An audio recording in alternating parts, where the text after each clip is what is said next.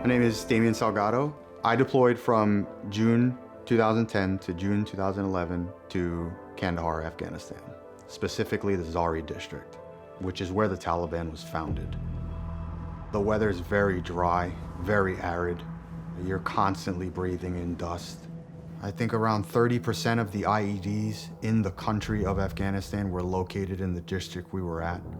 We had to make sure we were maneuvering as intelligent as possible. It was daunting to know that.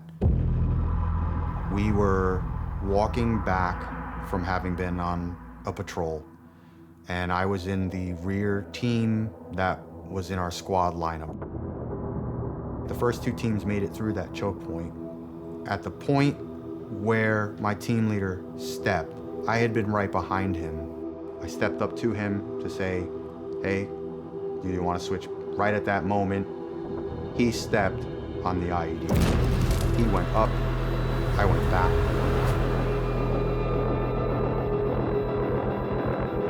The dust is so kicked up, you can't see anything.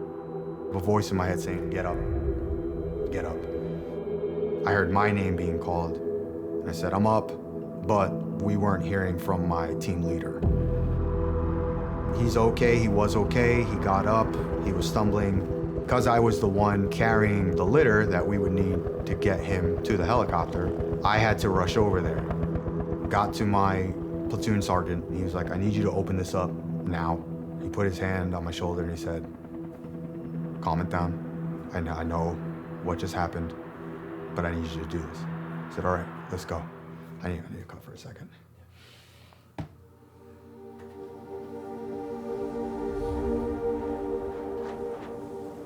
My platoon sergeant said, how close were you?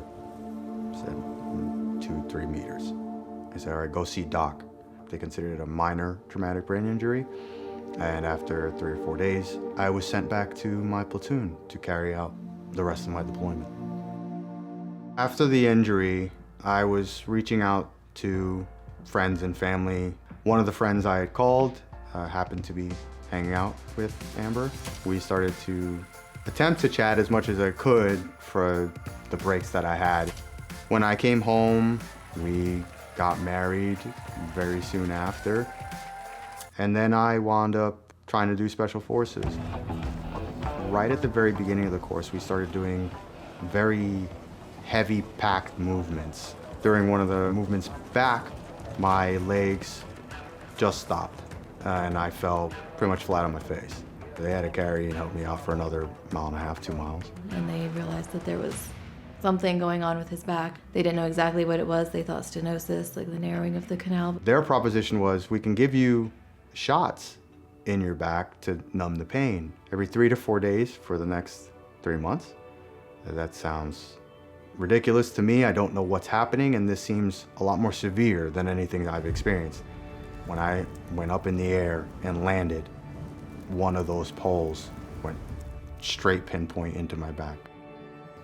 That's when I had to make the decision to medically discharge. Where do I go from here?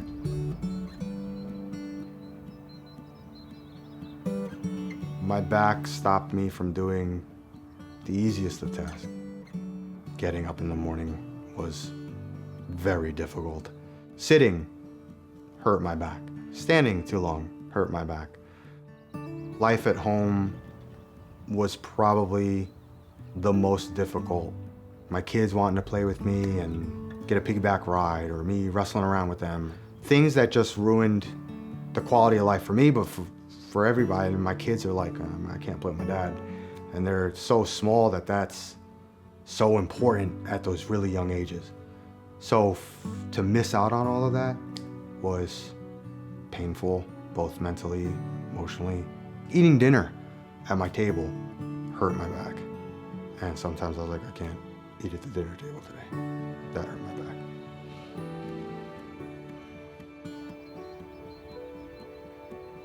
I did not want to approach any kind of opioid or narcotic usage. Again, I had done physical therapy so many times, I wasn't gonna do it again, and the shots never worked. That led me to pain management and Dr. Smith, Originally, the discussion we were kind of leaning towards was ablation. So we wound up having to do MRIs and x-rays, and from Dr. Smith's advice, he mentioned Mainstay Reactivate device. I first heard about Reactivate about a year and a half ago. I heard that was a new restorative kind of therapy for people with axial low back pain. Multifidus dysfunction, it's really a dysfunction of a muscle in the back that we don't really think of very often as affecting our mechanisms. Usually physical therapy is very difficult to help with that, and that's what this device really offers patients, a way to help restore that function. So it's not just a Band-Aid kind of thing. It actually starts training that muscle to want to repair itself again. It's actually restorative. Activating my back twice a day, 30 minutes for each activation. It was almost instantaneous, the amount of change that I felt. I see the confidence in him again. He was able to get back to himself. Picking up my children, being able to lift them in the air, roll around with them on the floor. Those things, the back pain was gone. It was emotional. It was good to see, and it was right in time for shoveling snow, which was good too. So he could do that. From having the pain that I had for the simple things that I was doing to not having it at all, there's realizations of things that I didn't realize I was taking for granted before. The most compelling thing about Reactivate's clinical data is that it's really a long-term treatment option for these patients to get them back to functioning at a high level and to get them back to doing things that they cannot do for a long time.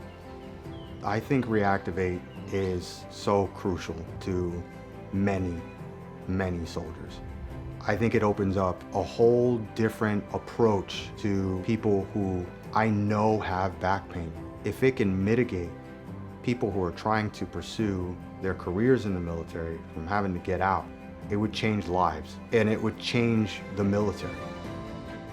For anyone considering getting Reactivate, I would say watch videos, watch testimonies. The information's there for you to read, to watch, to listen to. Your quality of life will improve substantially. You won't regret it.